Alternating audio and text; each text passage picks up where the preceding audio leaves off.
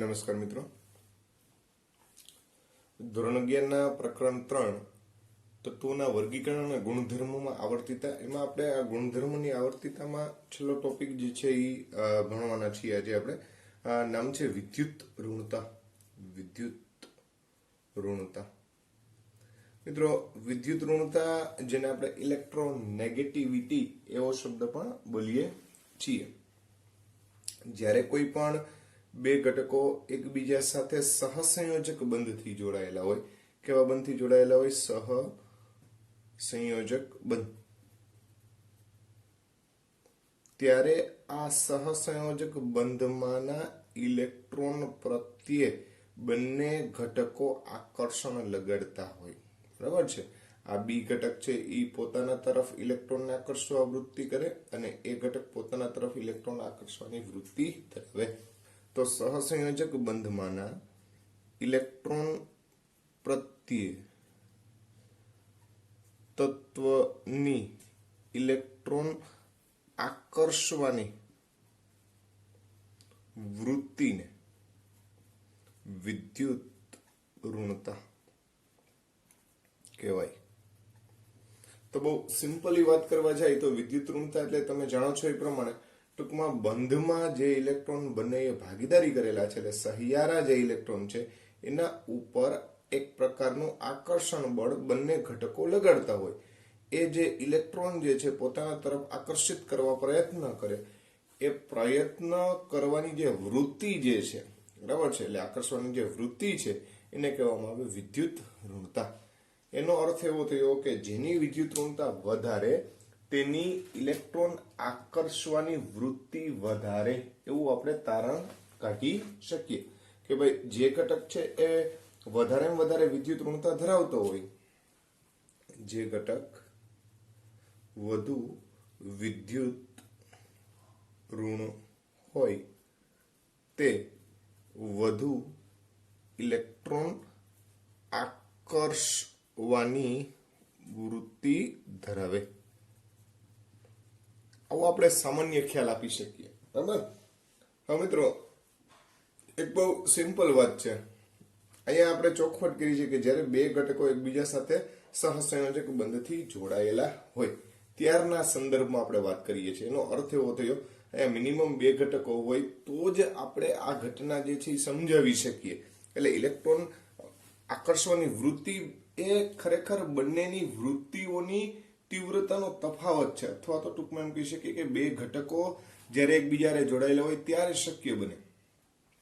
કોઈ એક ઘટક જે છે એની આપણે ઇલેક્ટ્રોન માપવાની વૃત્તિ નક્કી કરી શકીએ નહીં. આપણે એમ કહીએ કે ભાઈ એકલો ક્લોરીન જોડાયેલો હોય તો એ શક્ય જ ન બને. એકલો ક્લોરીન કોની હારે જોડાય? હા, પણ આમ Cl2 હોય તો બે ક્લોરીન ઘટકો એકબીજા સાથે જોડાયેલા હોય. મિત્રો, જ્યારે બંને ઘટકો સમાન રીતે જોડાયેલા હોય, બંને ઘટકો એટલે સમાન પરમાણુઓ છે એ જોડાઈને અણુ બનાવેલા હોય, ત્યારે બંનેની તીવ્રતા કેવી હોય? સમાન. એટલે તીવ્રતાનો તફાવત છે એ કેવો આવે? 0 આવે. એટલે અલગ અલગ ઘટકો વચ્ચે તીવ્રતાનો તફાવત જે છે એ માપી શકાય. આ વસ્તુ ધ્યાનમાં રાખજો. આ માપન માટે થઈ અને જુદી જુદી પદ્ધતિઓનો ઉપયોગ થાય. એમાં સૌથી સામાન્ય પદ્ધતિ હોય તો છે પાઉલિંગ માપન પદ્ધતિ. બરાબર છે? આ ઉપરાંત પણ બીજી બે પદ્ધતિઓ જે છે, એક છે મુલિકન ઝાફે અને ત્રીજી જે છે એ ઓલ્ડરેડ રોચો. તો આ જુદી જુદી માપન પદ્ધતિઓ છે કે જેની મદદથી આપણે વિદ્યુત ઋણતા જે છે એનું શું કરી શકીએ? માપન કરી શકીએ.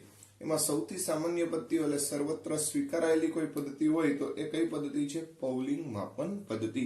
આ પાઉલિંગ માપન પદ્ધતિમાં શું કરવામાં આવે? દાખલા તરીકે આ A અને B બે ઘટકો એકબીજા હારે જોડાયેલા છે અને આપણે એની વિદ્યુત ઋણતા જે છે એ આપણે માપવી છે.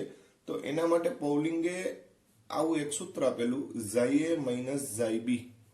આ એક્સ નથી મિત્રો, થોડુંક આ રીતનું છે. આમ એને કહેવાય ઝાઈ. બરાબર છે? ઝાઈ A માઇનસ ઝાઈ B. બરાબર, એટલે બે ઘટકોની વિદ્યુત ઋણતાનો શું આપ્યો છે અહીંયા? તફાવત. મેં તમને પહેલા જ કીધું કે જ્યારે બે ઘટકો જોડાયેલા હોય ત્યારે એની માપનની વૃત્તિની તીવ્રતાનો શું મળે આપણને? તફાવત મળે. આના બરાબર 0.101 અને 7 એટલે 0.1017 અંડર રૂટ ડેલ્ટા જે છે આ એનું એક સૂત્ર છે. આ અંડર રૂટ છે. ફરીથી કહું છું, xi A minus xi B is equal to 0.1017 under root delta. આ એનું સૂત્ર છે. એમાં ડેલ્ટા શું છે? તો કે ડેલ્ટા એટલે બહુ સિમ્પલ વાત છે કે ઈ એ બી માઇનસ અંડર રૂટ ઈ એ ઇન્ટુ ઈ બી બી. આવડી આ ઈ એ બી, ઈ એ અને ઈ બી બી શું છે? તો કે ભાઈ તે બંધ વિયોજન એન્થાલ્પી છે. એટલે ઈ એ બી, ઈ એ અને ઈ બી બી બંધ વિયોજન એન્થાલ્પી છે. એટલે શું કહેવા માંગીએ? દાખલા તરીકે અહીંયા આપણે HCl સિમ્પલ વાત કરી HCl. તો માની લ્યો કે આ જે છે એ xi of Cl minus xi of H લઈએ આપણે, ઝાઈ ઓફ H, બરાબર? તો આ બંનેની તીવ્રતાનો શું મળે? તફાવત મળે. સામાન્ય રીતે જેની વિદ્યુત ઋણતા વધારે હોય એવા ઘટકને એ તરીકે લેવાય, બીજા ઘટકને કેના તરીકે લેવાય? બી ઘટક તરીકે લેવાય. હવે અહીંયા એ બી એટલે અહીંયા તમને ખબર પડે કે ભાઈ HCl ની બંધ વિયોજન એન્થાલ્પી થાય, અહીંયા H2 અણુની બંધ વિયોજન એન્થાલ્પી થાય, ને અહીંયા Cl2 અણુની બંધ વિયોજન એન્થાલ્પી થાય. સામાન્ય રીતે મિત્રો ફ્લોરીન જે છે, ફ્લોરીન એની વિદ્યુત ઋણતા 4, આ પૌલિંગ માપ સ્કેલ પ્રમાણે 4 જેટલી સ્વીકારી છે. ખાસ સમજો, સ્વીકારેલ છે. જેના આધારે અન્ય ઘટકની ગણતરી કરવામાં આવે. સમજી ગયા? કેમ કે પેલા જ કીધું કે ભાઈ આ સાપેક્ષ વાત છે. સાપેક્ષ વાત એટલે કોઈ પણ એકને નિરપેક્ષ તરીકે ધારણ કરવું પડે, બરાબર છે? હવે માની લ્યો કે તમે અહીંયા દર વખતે ફ્લોરીન લ્યો તો બાકીના જે ઘટક છે એ અહીંયા લેતા જવાના અને બંનેની વૃત્તિની તીવ્રતાનો તફાવત એટલે આની જો 4 હોય તો અન્યની કેટલી મળે એ તમે નક્કી કરી શકો. એટલે સૌથી વધારે પહેલા નંબરે કોઈ વિદ્યુત ઋણ ઘટક હોય તો ફ્લોરીન છે, યાદ રાખજો, બરાબર છે? ફ્લોરીનની વિદ્યુત ઋણતા સૌથી વધારે છે અને જેને 4 જેટલી આપણે સ્વીકારી લીધી છે, બરાબર, એક્સેપ્ટેબલ છે. હવે ક્યારેક કોઈ શરૂઆત કરવા માટે કોઈક વસ્તુની ધારણા કરવી પડે તો અહીંયા પણ ધારણ કરી લીધું છે કે ભાઈ પૌલિંગે કીધું કે આની આપણે 4 ધારણ કરશું અને એના આધારે અન્ય ઘટકો જે છે એની આપણે ગણતરી કરવાની થશે. તો આ રીતે મિત્રો આ ગણતરી કરી શકાય. બીજી એક વાત કે અહીંયા જે બંધ વિયોજન એન્થાલ્પી છે એના મૂલ્ય કિલો જૂલ પ્રતિ મોલમાં છે. ધ્યાન રાખજો, ખાસ કિલો જૂલ પ્રતિ મોલ. જો આ એકમ બદલી જાય ને મિત્રો તો આ આંકડો છે બદલી જાય, બરાબર છે? માની લો કે તમે કિલો કેલરી પ્રતિ મોલમાં લ્યો તો આ મૂલ્ય છે એ બદલી જશે. એટલે નવો જે આંકડો જે છે એ અલગ આવશે. શું આવશે? તો અહીંયા જે છે એ સૂત્ર આવું આવશે, ઝાઈ એ માઇનસ ઝાઈ બી બરાબર મૂલ્ય 0.1017 હતું એની જગ્યાએ 0.208 આવી જશે. 0.208 અંડર રૂટ ડેલ્ટા. આ મૂલ્ય બદલી જાય. હવે અહીંયા તમારે બંધ વિયોજન એન્થાલ્પી જે છે એ કિલો કેલરી પ્રતિ મોલ, એટલે મોલ ઇનવર્સ લખું છું, બરાબર છે, આ એકમમાં લેવાની થાય. એટલે અહીંયા એકમનો આધારે તમારું સૂત્ર બદલી શકે. એટલે ઘણીવાર સૂત્ર આપણને આ આપ્યું હોય અથવા આપ્યું હોય તો જોવાનું મિત્રો કે ભાઈ આપણને બંધ વિયોજન એન્થાલ્પી જે છે એ કયા એકમમાં આપેલી છે, કે કિલો કેલરીમાં આપેલી છે કે કિલો જૂલમાં આપેલી છે. તો એના આધારે આપણે આ મૂલ્ય છે એ નક્કી કરી શકીએ. તો મિત્રો આ વાત થઈ પૌલિંગ માપન પદ્ધતિ જે છે એની આપણે ચર્ચા કરી.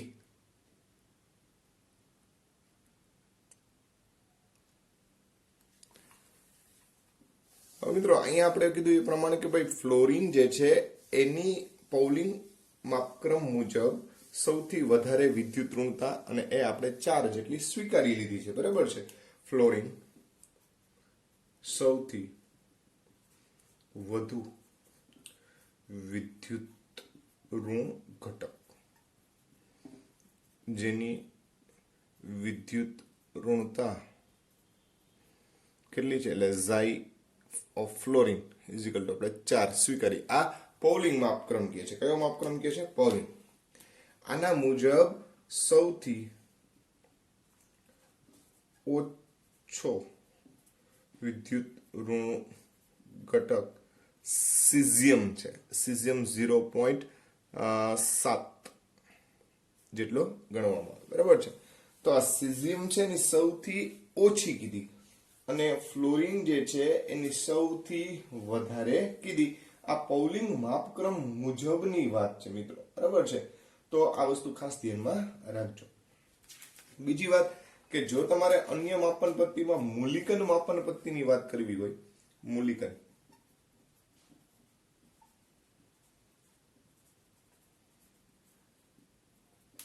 તો મૂલિકન માપન પદ્ધતિ બહુ સિમ્પલ છે.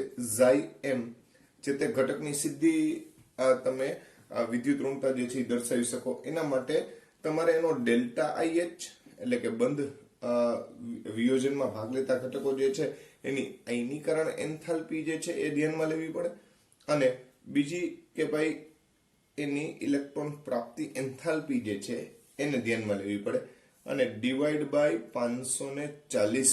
અહીંયા ફરીથી કહી દઈ આ બંનેના એકમો જે છે એ જ્યારે તમે કિલો જૂલ પ્રતિ મોલ લેતા હોય ત્યારે.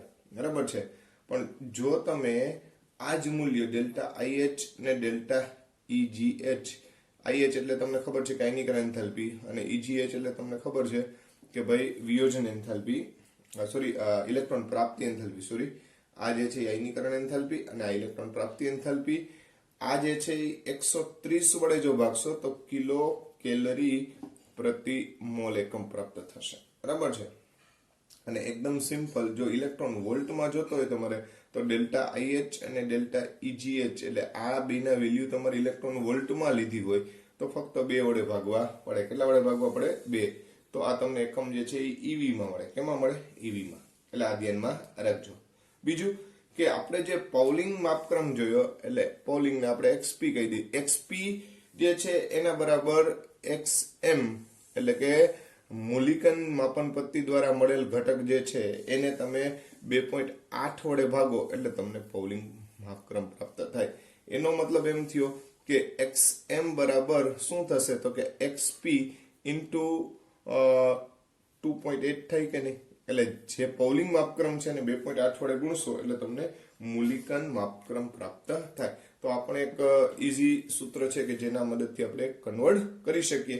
એટલે અહીંયા જે તમને કીધું એ પ્રમાણે કે જે તે ઘટકો જે છે એની સાપેક્ષ આ રીતે શું માપી શકાય તો કે ભાઈ વિદ્યુત ઋણતા એટલે ઇલેક્ટ્રોન નેગેટિવિટી જે છે એનું માપન કરી શકાય. તો મિત્રો આ અગત્યના માપન ક્રમ હતા એ ખાસ ધ્યાનમાં રાખજો કે જે વિદ્યુત ઋણતાના માપન માટે જરૂરી ક્રમો છે, માપક્રમ છે.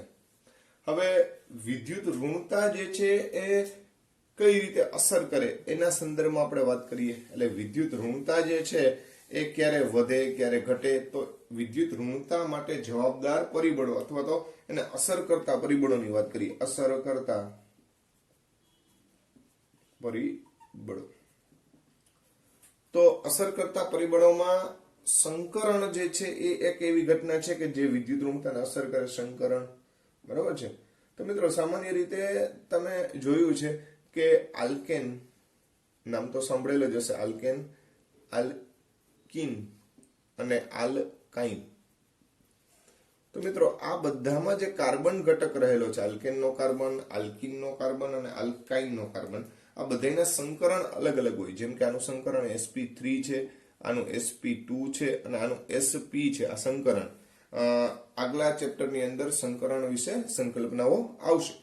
તો આ sp3, sp2 અને sp સંકરણ જે છે એમાં સૌથી વધુ વિદ્યુત ઋણ ઘટક જે છે એ sp કાર્બન હોય. જેમ s વૃત્તિ વધે, s વલણ વધે. બરાબર છે મિત્રો. અહીંયા ટોટલ 4 ઘટકો છે, એક s અને 3 p. એટલે 4 પૈકી એક ઘટક કોણ છે તો કે s, તો એને 1/4 લખાય. અહીંયા એક s છે અને ટોટલ s અને 2p એટલે 3 ઘટક છે અહીંયા એક એસ છે અને ટોટલ એક અને એક એસ અને એક પી એટલે ટોટલ 2 છે. તો અહીંયા આપણે 1/4 એટલે 25% જેવો ઘટક થયો કહેવાય. અહીંયા 1/3 એટલે 33% જેવો ઘટક થયો કહેવાય. અને 1/2 એટલે 50% જેવો ઘટક થયો કહેવાય. એટલે જેમ એસ વલણ વધે, યાદ રાખજો, એસ વલણ વધે તેમ શું થાય? તો કે તેમ વિદ્યુત ઋણતા વધે. ખ્યાલ આવે છે મિત્રો? તો આ વસ્તુ પણ એટલે સંકરણ જે છે એ પણ વિદ્યુત ઋણતાને અસર કરે. તો આ વસ્તુ ખાસ ધ્યાનમાં રાખજો. તો તમને કોઈ પૂછે કે આલ્કેન, આલ્કીન અને આલ્કાઇન પૈકી કયા કાર્બનની વિદ્યુત ઋણતા વધારે છે, તો સ્વાભાવિક છે કે ભાઈ આલ્કેન એટલે દાખલા કે ઇથેનની વાત કરીએ, આ ઇથેન બરાબર છે, પછી ઇથીન છે CH2 ડબલ બોન્ડ CH2, અને ત્યારબાદ ઇથાઇન છે.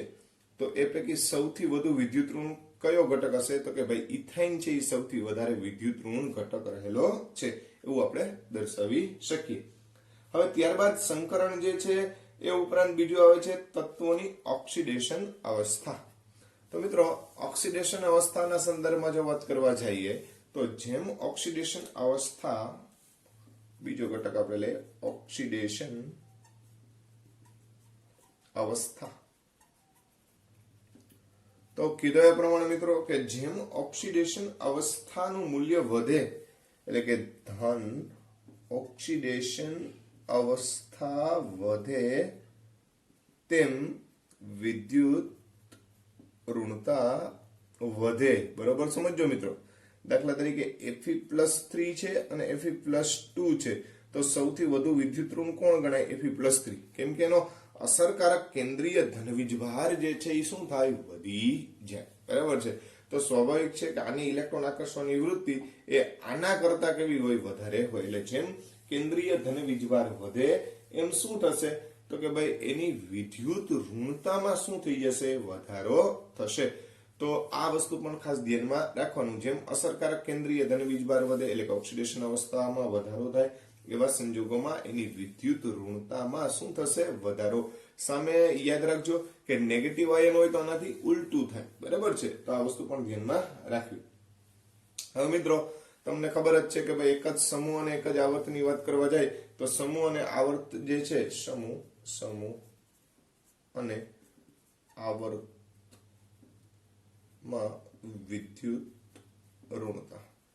તો ભાઈ બહુ સિમ્પલ વાત છે. સમૂહમાં ડાબી બાજુથી કઈ બાજુ જાઓ તમે? આવર્તમાં ડાબી બાજુથી કઈ બાજુ જાઓ? જમણી બાજુ. તેમ વિદ્યુત ઋણતા શું થાય? તો કે વધે. દાખલા તરીકે lithium, beryllium, boron, carbon, nitrogen, oxygen, fluorine. બરાબર છે. તો આમ તમે જેમ જશો એમ શું થશે? તો કે ભાઈ લિથિયમ કરતા ફ્લોરિન તરફ જતા વિદ્યુત ઋણતા વધે. અને આની સૌથી વધારે છે, તમને ખ્યાલ છે. બરાબર છે. એટલે પહેલા આવર્તમાંની સૌથી ઓછી. જ્યારે સમૂહની વાત કરવા જઈએ, સમૂહ, તો lithium, sodium, potassium, rubidium, caesium અને ફ્રાન્સિયમ. તમે જેમ સમૂહમાં ઉપરથી ક્યાં આવો મિત્રો? તો કે ભાઈ નીચે તરફ આવો, ઉપરથી નીચે તરફ આવો, એમ શું થાય? તો કે ભાઈ વિદ્યુત ઋણતા શું થાય? ઘટે. બરાબર છે. મિત્રો ફ્રાન્સિયમ છે એ રેડિયોએક્ટિવ છે એટલે એનો એટલો બધો આપણે અભ્યાસ નથી કરી શકતા, પણ સીઝિયમની તમને ખ્યાલ છે કે આપણે કીધું કે ભાઈ 0.7 જેટલી, આની સૌથી વધારે 4 જેટલી વિદ્યુત ઋણતા છે. એટલે સૌથી ઓછો ઘટક આ થયો, સૌથી વધારે આમ થયો. ખ્યાલ આવે છે? તો યાદ રાખજો કે જેમ તમે ઉપરથી નીચે આવો એમ વિદ્યુત ઋણતા ઘટતી જાય. એટલે સમૂહમાં ઉપરથી નીચે તરફ જતા ઘટશે, અને આવર્તમાં ડાબી બાજુથી જમણી બાજુ તરફ જાય એમ વિદ્યુત ઋણતામાં શું થાય? વધારો. એનું બહુ સિમ્પલ રીઝન છે. અહીંયા કદ મોટું થતું જાય એમ કેન્દ્ર જે છે એ સારી રીતે ઇલેક્ટ્રોનને આકર્ષી શકે નહીં.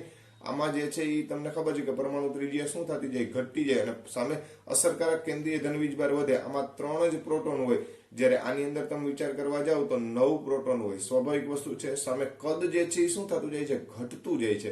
એટલે આ બંને સંજોગો જે છે એના કારણે થાય અને વિદ્યુત ઋણતામાં શું થાય? વધારો થતો જાય. તો આ રીતની ઘટના જે છે એ અહીંયા જોવા મળે. બીજી વાત કે ભાઈ અહીંયા ખાસ ધ્યાનમાં રાખજો, ફ્લોરિન જે છે એ વિદ્યુત ઋણતામાં મહાન પહેલા નંબરે છે. બરાબર છે. બીજા નંબરે ઓક્સિજન છે. એટલે આ કેપ્ટન છે, આ વાઇસ કેપ્ટન છે. ત્રીજા નંબરે નાઇટ્રોજન અને ક્લોરીન લગભગ સમાન જેવી હાલત છે, એટલે ખાસ ધ્યાનમાં રાખજો, બરાબર છે.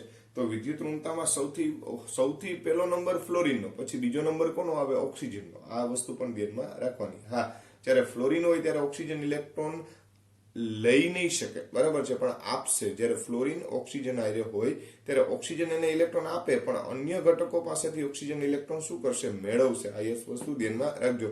અન્ય હેલોજન પણ એની હારે કમ્પેરિઝનમાં ન લઈ શકે. એટલે Cl-Bri સાથે ઓક્સિજન જોડાયેલો હોય તો અહીંયા ઓક્સિજનને જ ઋણ ગણવો પડે. કોની સાપેક્ષમાં?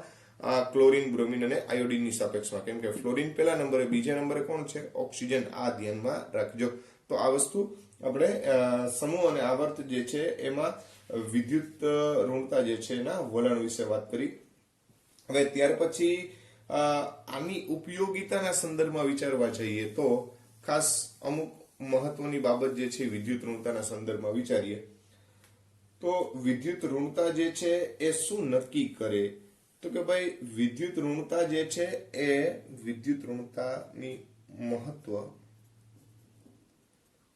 વિદ્યુત ઋણતાના આધારે ધાતુ અને અધાતુ પણ સમજી શકાય. બહુ સિમ્પલ વાત છે મિત્રો. જેમ વિદ્યુત ઋણતા વધે તેમ અધાતુપણું વધે. યાદ રાખજો મિત્રો, શું વધે? અધાતુપણું. એટલે ધાતુપણું શું થાય? ધાતુપણું ઘટે. ધાતુપણું ઘટે, બરાબર છે. Lithium, beryllium, boron, carbon, nitrogen, oxygen, fluorine, બરાબર છે. તમે જેમ ડાબી બાજુથી જમણી બાજુ જાઓ એમ શું થશે? તો કે ભાઈ વિદ્યુત ઋણતા વધે માટે અધાતુપણું વધે. અધાતુપણું વધે એનો મતલબ એમ થાય કે આવર્ત કોષ્ટકમાં તમે જેમ ડાબી બાજુથી જમણી બાજુ જશો એમ ધાત્વીય વલણ ઘટશે, બરાબર છે. જ્યારે સમૂહમાં તમે ઉપરથી નીચે જાઓ, ઉપરથી ક્યાં જાઓ? નીચે, એમ વિદ્યુત ઋણતા ઘટે. એટલે જેમ ઉપરથી નીચે જાઓ એમ ધાતુપણું શું થાય? વધે, બરાબર છે. ધાતુપણું વધશે. એટલે નીચે તરફના ઘટકો વધારે ધાત્વીય હોય કોના કરતા? ઉપરના ઘટકો કરતા. એટલે લિથિયમ, પછી સોડિયમ, પોટેશિયમ, રૂબિડિયમ, સીઝિયમ. તો તમે સીઝિયમ જે છે એ સૌથી વધારે ધાત્વીય વલણ ધરાવે. કોની સાપેક્ષમાં? લિથિયમની સાપેક્ષમાં, એવું આપણે કહી શકીએ. તો અહીંયા વિદ્યુત ઋણતાના આધારે આપણે ધાતુ અને અધાતુપણું જે છે એ પણ આપણે સમજાવી શકીએ. આ ઉપરાંત ધ્રુવીયતા અને અધ્રુવીયતા એના સંદર્ભમાં પણ આપણે આ વિદ્યુત ઋણતા જે છે એ મહત્વનું ગણાય. તો કે ભાઈ ધ્રુવીયતા અને અધ્રુવીયતા અને અધ્રુવીયતા. મિત્રો સામાન્ય રીતે બે સમાન ઘટકો જ્યારે એકબીજા સાથે સહસંયોજક બનથી જોડાયેલા હોય ત્યારે બંને ઘટકની વિદ્યુત ઋણતા સમાન છે. હવે મિત્રો જો વિદ્યુત ઋણતા સમાન હોય તો એવા સંજોગોમાં આ ઘટક જે છે એ બિનધ્રુવીય અથવા અધ્રુવીય બને. ખાસ ધ્યાનમાં રાખજો. એટલે જો બંને ઘટકની વિદ્યુત ઋણતા સમાન છે તો બંને ઘટકો સમાન હોવાના કારણે એ બિનધ્રુવીય અથવા અધ્રુવીય ઘટક ગણાય. એટલે એને ધ્રુવીય ઘટક ગણવામાં આવે નહીં. પરંતુ જો બંને ઘટકો, દાખલા તરીકે H અને Cl ની વાત કરવા જઈએ તો બંનેની વિદ્યુત ઋણતા સમાન નથી. તો આવા સંજોગોમાં જો વિદ્યુત ઋણતા અસમાન હોય અથવા અલગ હોય, એવો જે શબ્દ વાપર્યો, તો એવા સંજોગોમાં બંધ ધ્રુવીય બને અને અણુ પણ ધ્રુવીય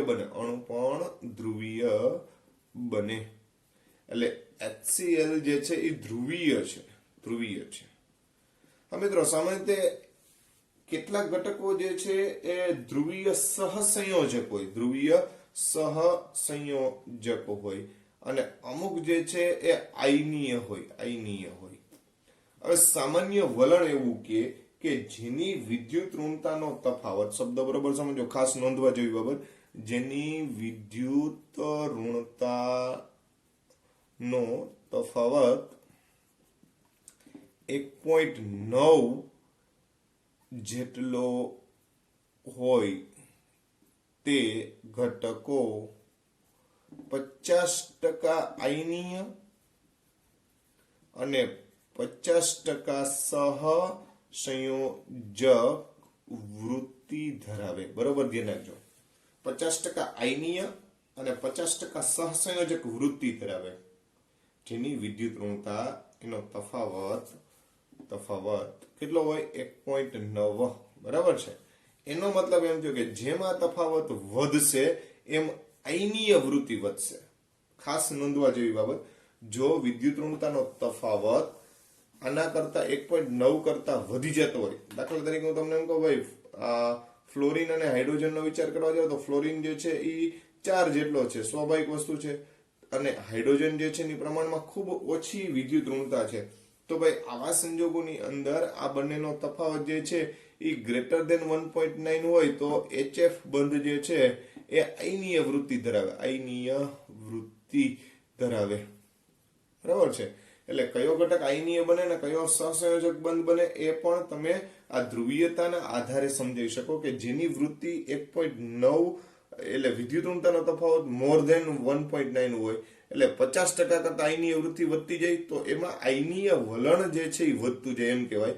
એટલે સહસંયોજક વલણ છે એ શું થતું જાય? ઘટતું જાય. તો ઉલટું, જો 1.9 કરતા ઓછી હોય વૃત્તિનો તીવ્રતાનો તફાવત તો સ્વાભાવિક વસ્તુ છે, તો એવા ઘટકો જે છે એ શું બને? તો કે ભાઈ એ ધ્રુવીય ન હોય, એ આયનીય ન હોય, પણ કેવા હોય? સહસંયોજક હોય. ધ્રુવીયતા ક્યારે ઉત્પન્ન થાય? જ્યારે બંનેની વિદ્યુત ઋણતાનો તફાવત હોય તો ધ્રુવીયપણું તો આવવાનું જ છે.